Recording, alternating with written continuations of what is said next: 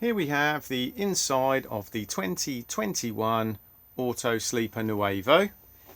If I firstly move to the main control panel, I can turn the 12 volt on by pressing the button just here. We have along the top here the external temperature. We have this little picture of a lightning strike, which is just letting us know that we're currently connected to mains electricity. We have the humidity just there, and the internal temperature just over on the top right hand side. Next we have water pump on and off. We need the water pump on so we can get water out of the taps, flush the toilet and fill the boiler if it's been drained down. Next we have water levels, so we have how much water is in the fresh tank and how much water is in the waste tank. We then have power levels, so we have condition of leisure battery, condition of vehicle battery, the active battery's amp level, mains current just there, and then if we did have a solar panel fitted, we could view it just here. Next we have the main isolator for the majority of the onboard lights. These can all be individually turned on and off on their own switches. If we just come down to here, this switch just turns on the top lighting just here, and then all of the ceiling lights can then just be turned on by touching. Awning light on and off just here, and it will also just do the light above the habitation door. And then we have battery selection just here, so we have L for leisure and V for vehicle. Whichever battery is selected on here is the battery you are using for the back end of the motorhome, and it's also the battery you are charging if you are connected to mains electricity.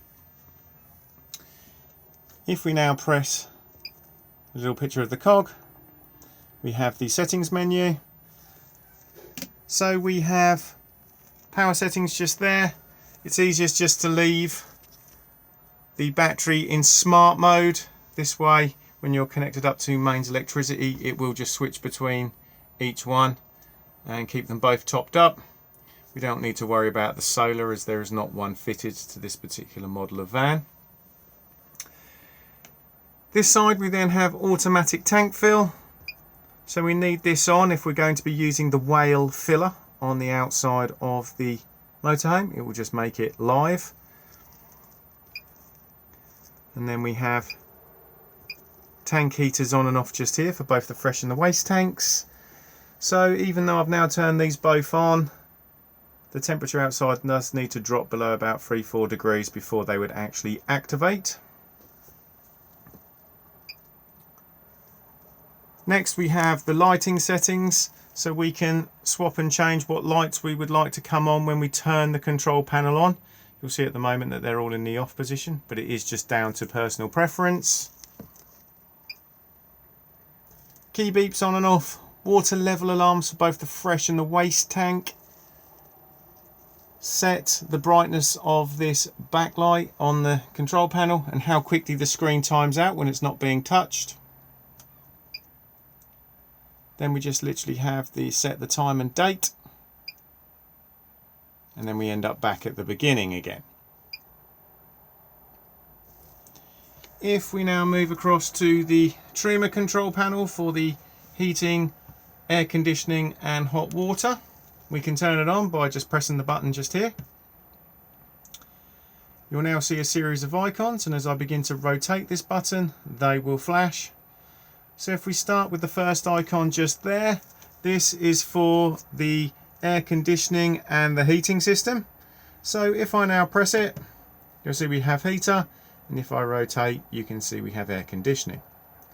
So if we firstly start with the heating, just literally click on it and then rotate and pick whatever temperature you would like it to be inside the motorhome, and it will go right the way up to 30 degrees. Once you've decided, just click to store it in, and you'll now see a little flame's appeared above. That little flame there just represents the heating system, and it's just letting you know that you've set a parameter. Whenever the heating is in operation, it will begin to flash, and it will continue to flash until it achieves the temperature you have asked. If I now scoot across right the way to the end, this is the circulation fan for the heating, and if I now click on it, we can either run the heating in eco fan or high fan. If I now go back and turn the heater off,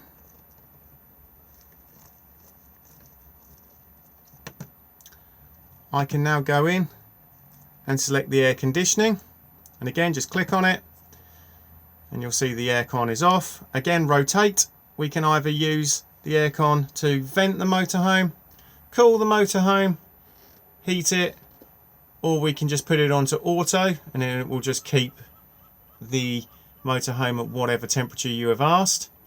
But if for argument's sake we just use cool for a moment and press on it, you'll see we then just rotate to pick the temperature, click again, and then the air conditioning unit will fire up. Again, now if I now move across to the end, this time the fan is for the air conditioning unit, and we can set the fan on low, medium, high, or set it into night mode so it's nice and quiet.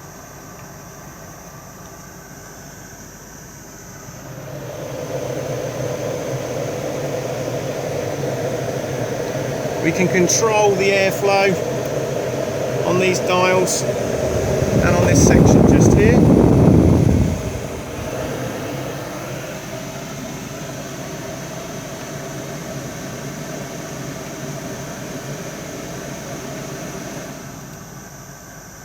The air conditioning unit also has lights in it as well, so they just sit in these sections just here, and that's what this one here controls. So if I now click on it, you'll see it's off, and as I begin to rotate, we have varying light levels.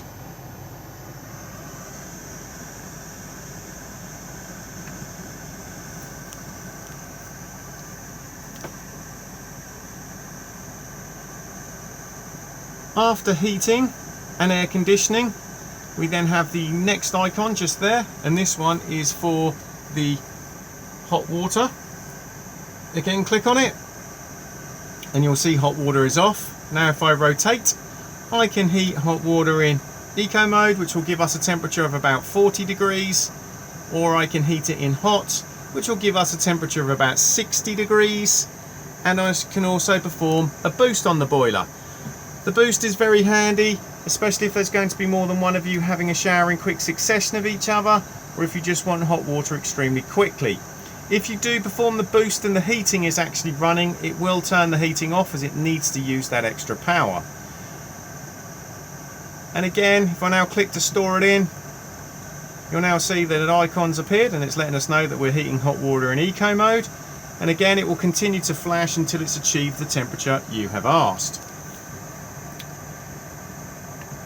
If we now move to the third icon, this one here is power source selection. So at the moment, to heat the hot water, I am using gas, indicated by the little gas bottle just up here.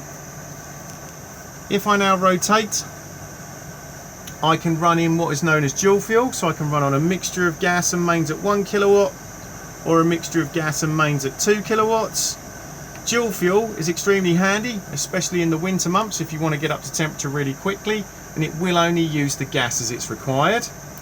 If we don't want to use any gas and we're hooked up to mains supply, we can run on mains electricity at 1 kilowatt or 2 kilowatts. So again, with 1 or 2 kilowatt, it is just dependent on the amperage of the site you're on to try and avoid tripping.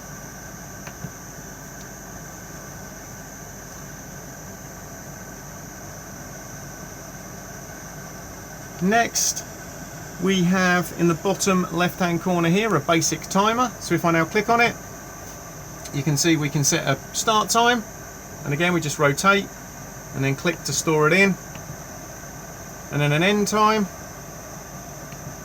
And then once we've done this, we just decide what we would like on within that time period. So let's say we want the heating on, at 18 degrees. We want water at 60. We just want to be using mains electricity at 2 kilowatts. And we want the fan in high. Once we've done all this, timer on or off. If I now activate the timer icon will come up there, and now within that time period those settings would apply. If I now return to it, I can turn the timer back off again, and when we go back in we can then alter it again.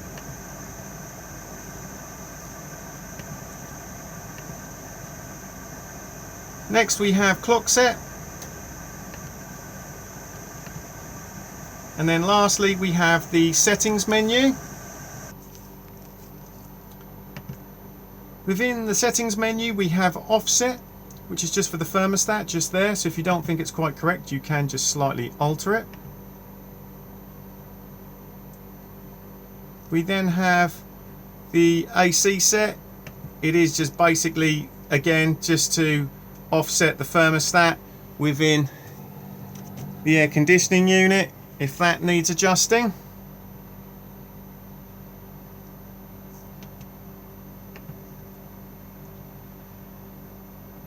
We then have automatic climate control just there for the air conditioning unit. You can turn that on and off as well, but again it's really just left best alone. Temperature, just if you prefer it displayed in Celsius or Fahrenheit. Brightness of the screen. 12 or 24 hour clock. Language. Index, more for the technicians, it just lets them know what software it's running. And then lastly, full factory reset. From time to time these control panels can throw up error codes, and they will usually be something relatively basic. So at the moment I'm running everything on mains supply, so if I was now to pull the mains lead out, it would then notify me on here as a warning that something has gone wrong. A warning triangle will appear here, and if I click on it we'll get a series of letters and numbers, and then within the manual, or if you Google it, it will tell you what the problem is. 9 times out of 10, as long as you rectify the problem, the error code will just automatically disappear. I can now make this error code by coming back to the control panel and turning the 12 volt off.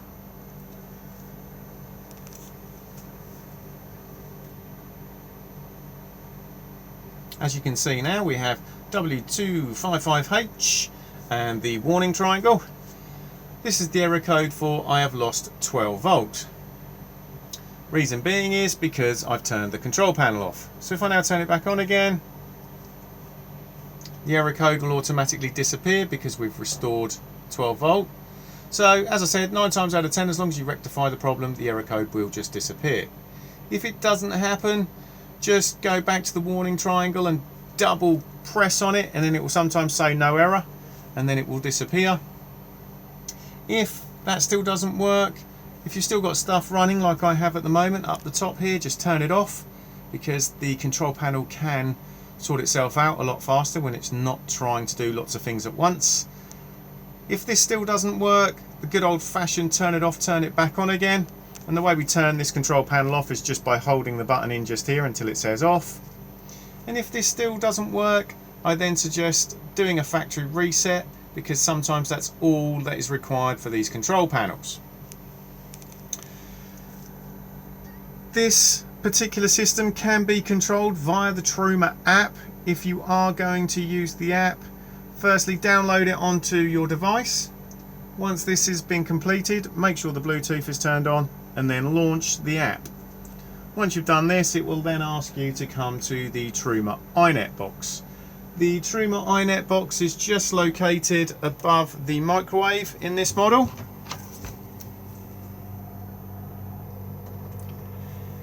It will firstly ask you to press the Bluetooth button, which is just located here.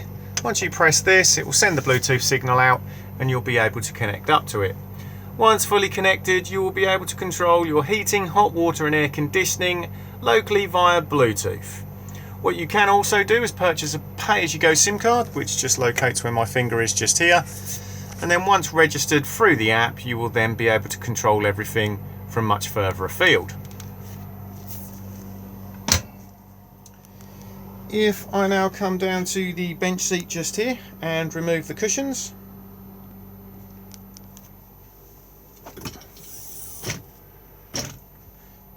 we have storage underneath here.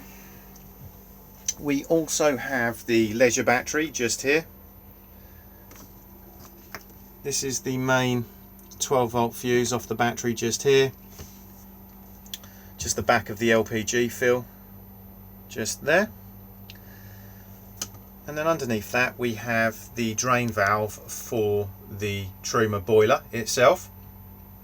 These particular drain valves are automatic. So if the temperature inside this motorhome drops below about 3 or 4 degrees, this valve will automatically open and drop all the water out of the boiler to frost protect itself. You can manually drain the boiler down as well, which is always advisable when you're not using the motorhome, to stop any water going stagnant in the boiler itself.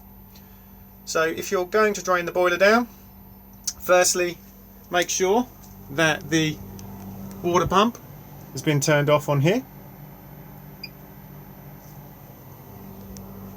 Then come to the drain valve and twist the blue diamond.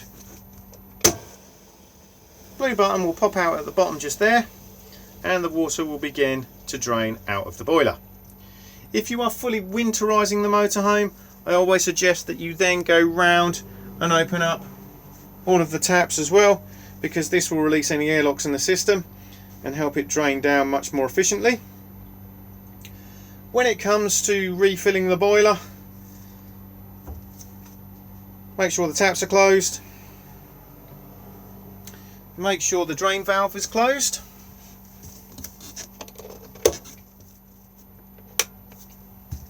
Fill up the fresh water tank. Turn the water pump back on again. And it will then begin to reprime the boiler.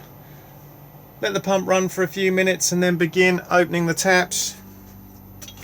They'll cough and splutter as they force the air out. Once they're running freely on both hot and cold, reclose, and then the system will fully reprime itself. If the boiler has auto drained, all that will happen is the blue button just here will pop out, and all you need to do to reset it is just push it back in. If it will not stay in, it's just too cold in the motorhome, and you'll need to turn your heating on to generate some warmth to allow it to reset. The only time we're touching the blue diamond on the top here is when we're manually draining the boiler down. Just down here is the pressure switch for the water pump. So if you find that when you are closing any taps that the water pump is massively overrunning, you can slightly adjust it on here by turning this part. Never twist it quickly. It is tiny little fine movements to adjust it, or otherwise you will throw it completely out of sync. At the top here we have 12-volt fuses. So we have some 12-volt fuses here. They are labelled up, and as you can see they are mainly for items on the outside of the motorhome. We have the main consumer unit just here. So we have the 12-volt fuses just here.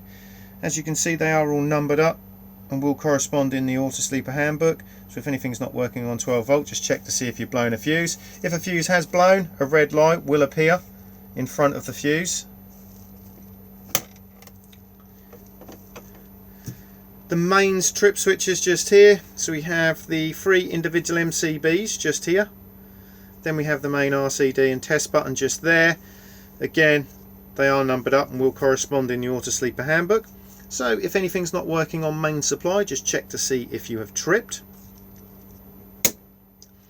Up here we have 2 isolator switches. This amber one here is for the heating and hot water system on main supply. So if this isolator here is turned off, you will get an error appear on the control panel if you are trying to run it on main supply. This is more for maintenance than anything else, so just leave it alone really. The green one is for the battery charger, and again we want this on because we want to be able to charge both vehicle and leisure battery when we're hooked up to mains electricity. And then lastly, this one here will illuminate when you are connected to reverse polarity. You can sometimes find this on some continental sites. If you are not using the motorhome for a prolonged period of time, you can press this black button just here, which is full system shutdown, and it will then shut the back end of the motorhome down and kill any residual draw on the leisure battery.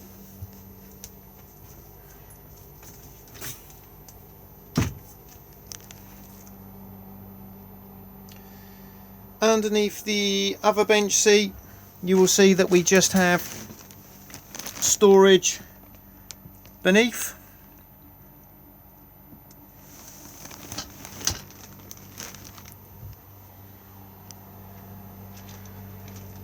Main sockets just here, USB charge point, a 12 volt plug-in point just here, and then we have TV and satellite connection points just there.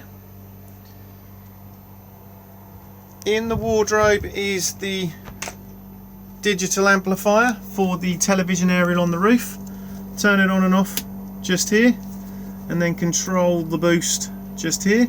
This needs to be on so you can tune in the television. Also in here is the small table and the pole that just drops in to the floor down here. We then also have the large table, and tucked at the back here we have some of the gas isolation taps. So we have cooker, fridge, heating and hot water just here, all in the on position. They can really stay like this. They are again more for maintenance. If you do smell gas in the motorhome, I always suggest that you do go underneath it and isolate the gas tank itself.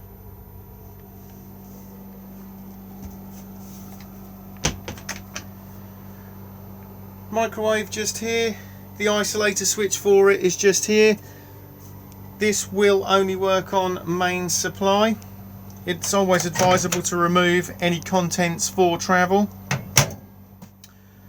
We have quick start just here and stop, and then we have all the normal power settings, etc. Defrost. Thetford fridge freezer just here.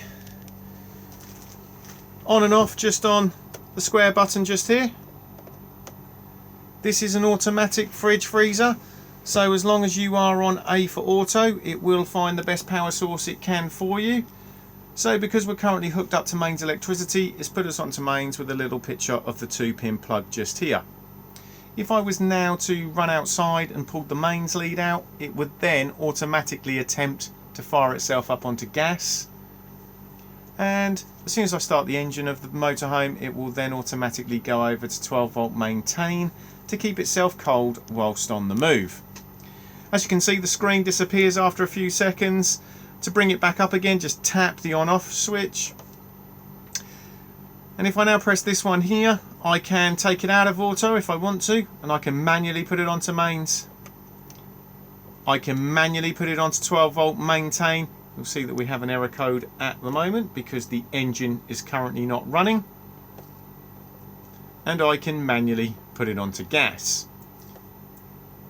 But automatic is the easiest to have it on. Temperature control just here.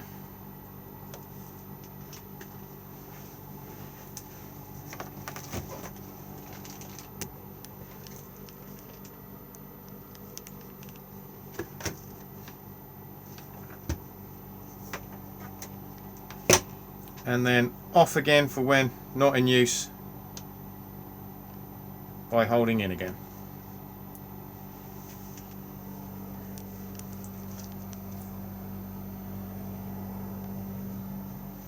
At the back here we have the hob, so we've got the electric hot plate just there. So like the microwave and the air conditioning unit, will only work when connected to mains electricity.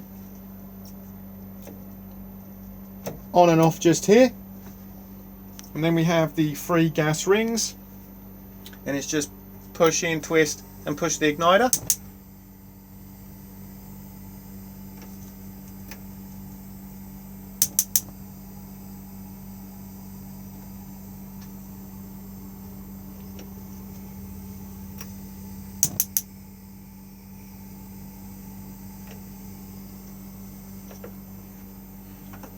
Beneath that is the grill.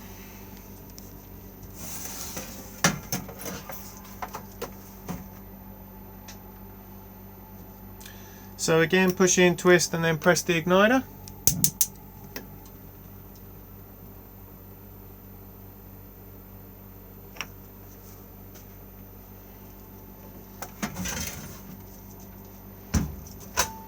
And then the oven at the bottom.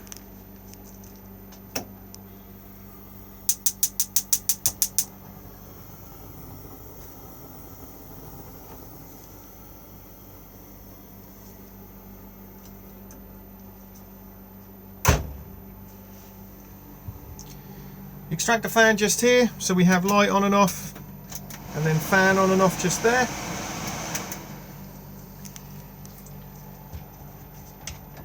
In this overhead locker we have the Huawei mobile Wi-Fi unit. To use this, you firstly need to install the SIM card that's located in the dealer book pack. The SIM card pops in by unplugging it all, removing the back plate, taking the battery out, and then popping the SIM card in. Once you've done this, then just turn the unit on just here, and then it will display the Wi-Fi code just on there. Search for it in your Wi-Fi settings on your device, pop it in, and then you'll be able to connect up to the unit.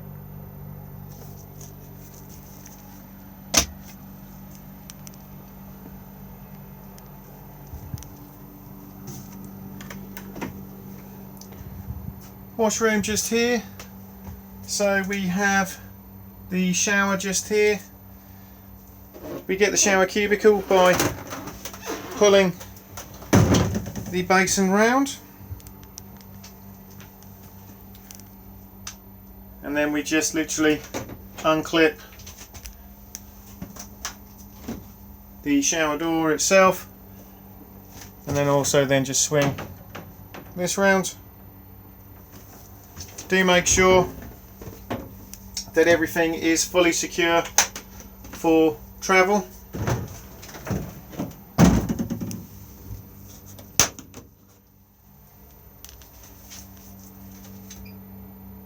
We then have the basin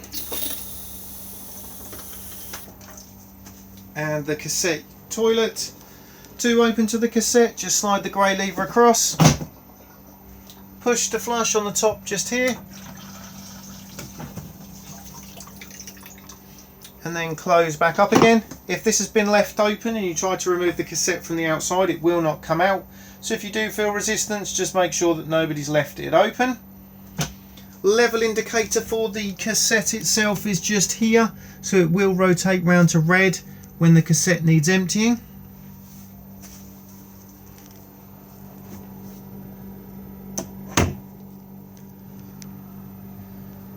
In this model you can either have 2 singles or a double.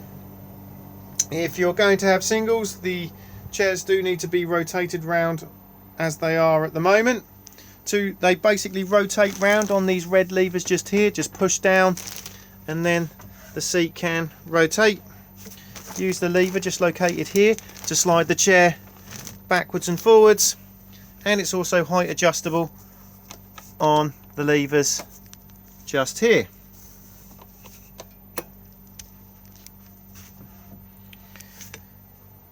With the singles, I always slightly pull out and then drop the cushion just down the side there, and then it's just a matter of adjusting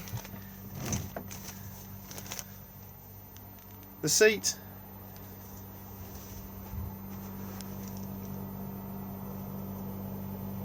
and then if you're going to have a double, it's just a matter of making both parts meet in the middle and then dropping the cushions into place.